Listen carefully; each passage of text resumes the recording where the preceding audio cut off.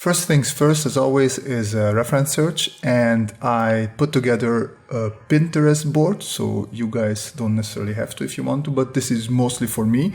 I looked for stuff that I find interesting and maybe stuff that I want to implement and take a look from.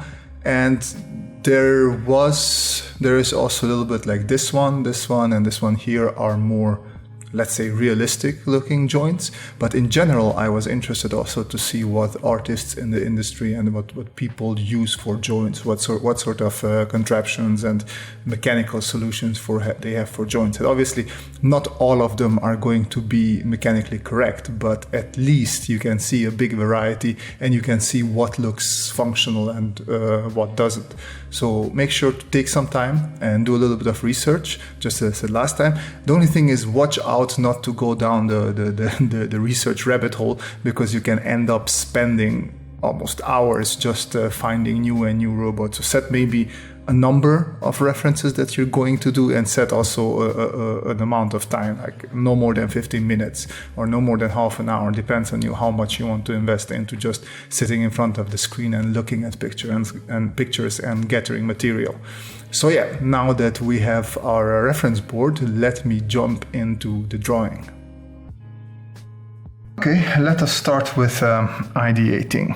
And obviously I drew some bigger limbs for my robot, so I'm just going to do some side views of this, and then just some basic side views. So this is where one leg is, and then we would have another leg here, and that's where the other leg is, right? And then we would have his head going a little bit like that. So something like that. I don't want to go too much into detail. Now, I didn't gather too many boards with thick legs. Now I noticed that because I really liked the thin legs, but there is a good combination. So let me blend in the one that I like. So this one I really like, even though I feel like I would need more. It has more articulation points. I had two, so mine would be a limited, bulky, or I could decide that I am going to break it up a little bit. And I think actually might do that because I like how that looks. And then another one that I blend in now has this big cover for where probably one of its joints are. And then you have sort of this, something like this. But it's also a standing robot. But I could have, let's say if I have something like this, and then we have this big cover here, and then a little bit smaller something there, and then I could have it something like this. I think that works, like a big bulky thing. But in that case, we can also just have the big bulky thing being the main part of the leg. The only problem is if you keep the shapes too geometric, they can become a little bit boring and not so interesting. So if you have big geometric shape, you have to make sure to break it up with some smaller detail here and there. And yeah, I'm not sure about that. So let me put in some music and let me do some let me do some ideation while I speed up the video, is what I meant. And something worth mentioning here is that as I was sketching along and looking at reference and trying to combine it into mine and what fits well with my robot, I noticed that the limbs that not just the limbs, but the whole leg that I was drawing was quite heavy. I thought like, okay, so maybe it's worth exploring this concept of heavy and light legs. So I did a couple of more sketches of what I considered heavy legs, but it also seemed to me a little bit, okay, so it might be a very slow robot if I if the upper body is heavy, the head is heavy, and the legs are heavy as well. So maybe I could do also some light sketches, like light leg sketches that would make the robot look a little bit more nimble and faster. Obviously, here you could also think about, would light legs be able to carry the weight of the robot at all? But yeah, you don't always have to be super realistic with everything. But I think in the end, I ended up with choosing something that was somewhat in the middle, like a bulky, heavy front part, but then the limbs that were moving that were somewhat thinner. I guess this is as good as a moment as any to tell you that my Discord channel is open, and I have quite a couple of people in there, and we were drawing robots and giving each other feedback. So I can really recommend you pop by. As I said, I won't always have time to pop by and give you feedback because of work, but I'll definitely do my best, and let's just build a nice community who helps each other to draw and to get better at drawing. So yeah, check that link in my description towards my Discord, and yeah, come have fun with us.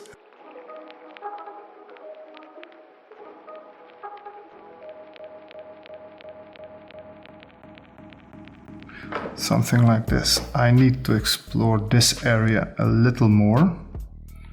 So let me bring this here. Like this.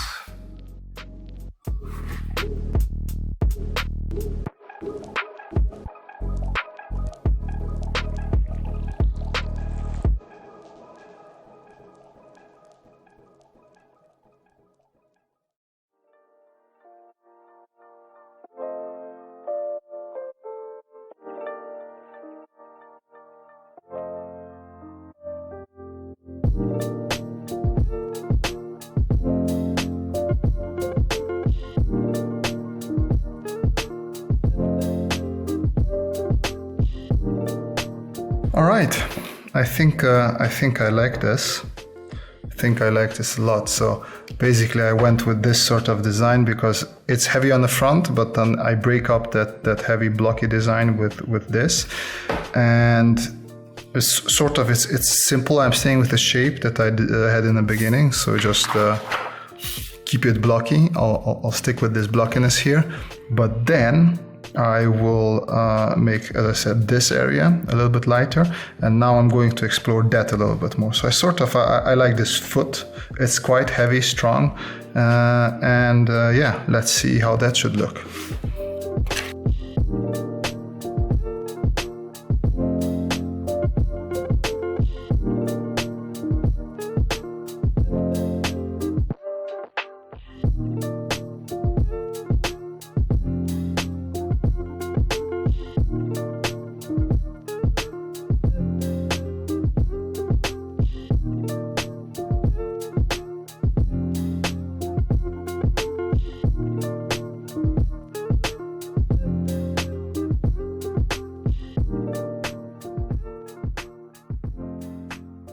Okay, so now that I have the basic idea, let me break it down just one more time, because we're going to have a couple of elements. So we're having the leg, which is this sort of heavy-duty looking thing, which should be sort of closed off there, but then we have this opening here, and I wanted to have one opening there, so the leg fits in there. So I'm going to just close this off here. I don't care about the inner mechanisms right now. I just want to see the elements that I have. Then down here, we're going to have sort of the foot area, which is sort of right here. We have this thingy. Then we have this joint here, which connects with that part, but I'm not going to make it connect just yet. Then this splits up a little bit back here, right? Just like this, reconnects there. Then here we have two joint connections, and then we have pistons coming up here, just like that, and that's on the other side. That helps with stabilization and movement. And we have just a little bit of, not sure yet what I want with this design element. I just like for the front to be a little bit weird there. So we have this here. Then here we sort of have a leg component that is a little bit bulky on the front. Then we turn it quite thin, and here it has its connection. I think I'm going to just chamfer these a little bit because otherwise it would be a bit silly. Like that. There we go. So there's the other part of that, and then through here we have another piston running that will help us with the motion. I will think of the ornamentation and design there in a second. So this would rotate there. That's the idea for that. And then here basically we have this part with the joint here that fits in there, obviously. And then this gets a little thicker here and down there as well. And then it gets a joint connection here where I will put another piston that will help with the movement. And then here it fits into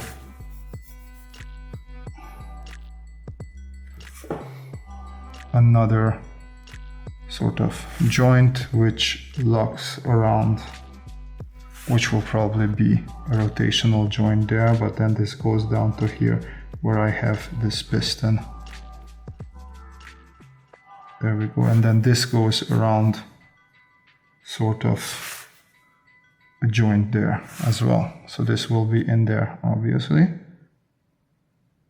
I'm gonna take it out. So we have rotation here, right? We have rotation here, we have rotation there, and we have rotation here, and then we have rotation there.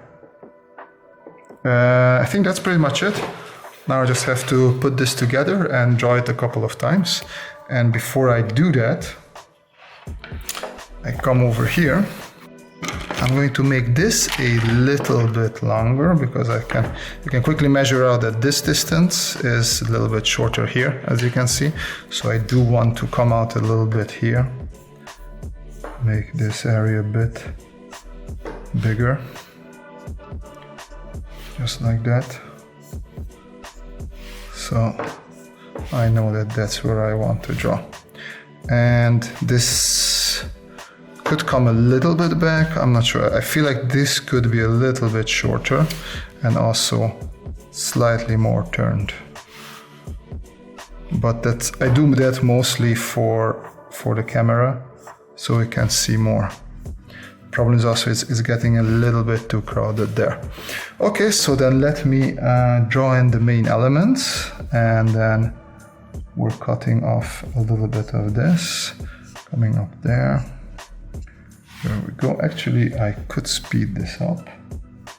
Let me see if I have anything interesting to say. So this, I want a nice bend here. So it's going to go like this. There we go.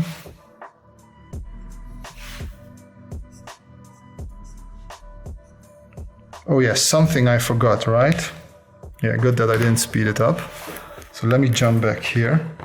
I sort of want, because I have this in mind, so what I have sort of like an under chassis, which if I start off with a cross, we will understand what I'm going for here. Right, so this is the under chassis, and then we have these 4 cylinders, which will allow me to move the legs like this.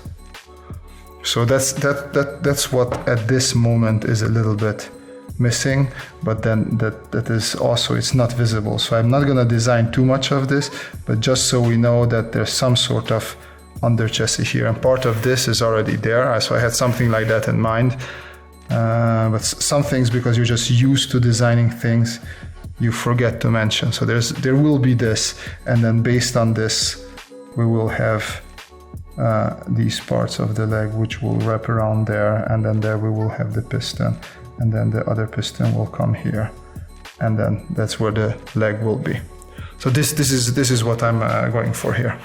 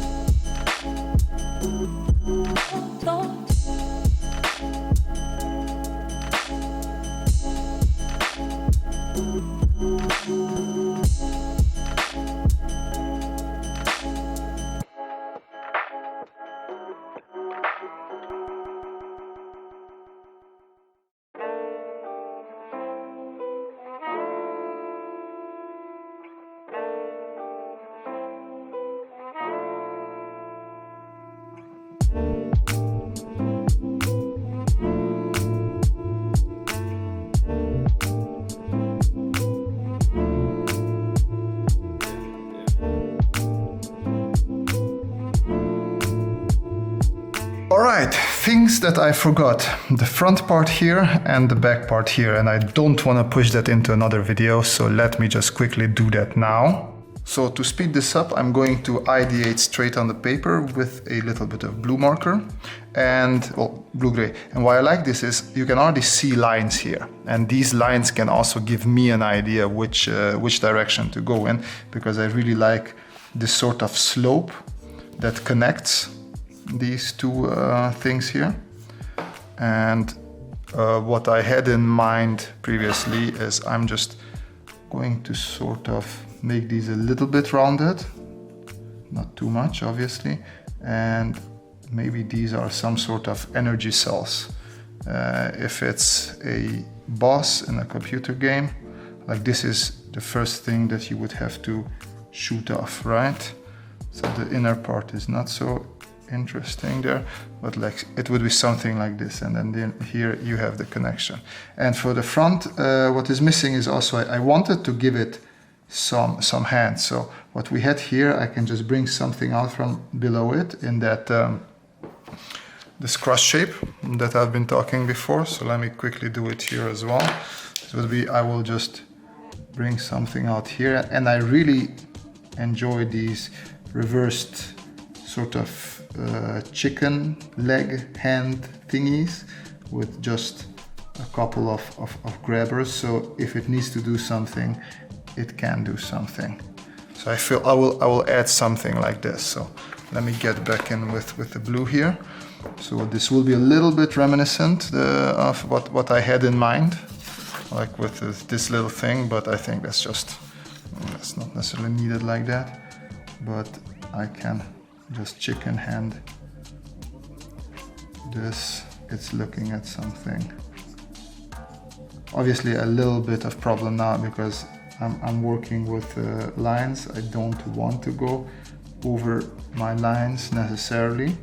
And if I leave it too chicken leg, that's also not so good because it won't gel as much. So I'm going to make it maybe like these first couple of limbs, a little bit thicker, and then here it becomes a little bit thinner. And then those are super open. I think I actually like this. So let me jump back in with my fine liner. And I'm just going to follow what I had in mind before. Like this here. I can actually close this since I was here as well. And we have a little bit of overlap, but that shouldn't be too big of a problem. Let me add also some cross hatching here, making it a little bit darker, fading into non-detail and unknown area down there. I'll do a little bit of that here as well. This is actually end detail work. I shouldn't be doing it here, but hey, fun is fun, right? So this one is a little bit more like this. Let me get the correct angle on that. There we go, cylinder, and then here as well. And then here we have sort of cylinders as well, just like that. And then here we go from thick to thin, like that. And I want these to be able to move apart a little bit, so I'm going to add another hinge here, which is a little bit of a last minute thought, but maybe it will work, because I usually don't see things like this. And sometimes you come up with an idea that doesn't seem so good, but because it's a little bit out there and people don't use it that much. This is the short axis, this is the long axis, so this is how it should be. Something because people don't use those ideas as much. It might look weird, but because it's so rare, it's like, oh, okay, that's an interesting approach, right? That can happen. So I have this. So this is more like a tube here on the end, and the good thing is also that due to the tube, it can, let's say, rotate. And then I'm just going to say this is one finger, this is another finger, and then those opens like that, and then the lower finger is here. So this is like super open, maybe it's going for something. It is touching with this, so this is super bad. I'm not happy about that. Might actually fix that in Photoshop, just push it over it. And then this is the two fingers like reached out, right? So this can rotate if it wants to. There we go. Much less, much less thought in this one, but should be fine. And then now I'm going to do a little bit here and a little bit there. And now, since I have these, and these stay relatively blocky, so these remain relatively geometric shapes, but you can always add and take and make them more interesting depending how much time you want to put into it.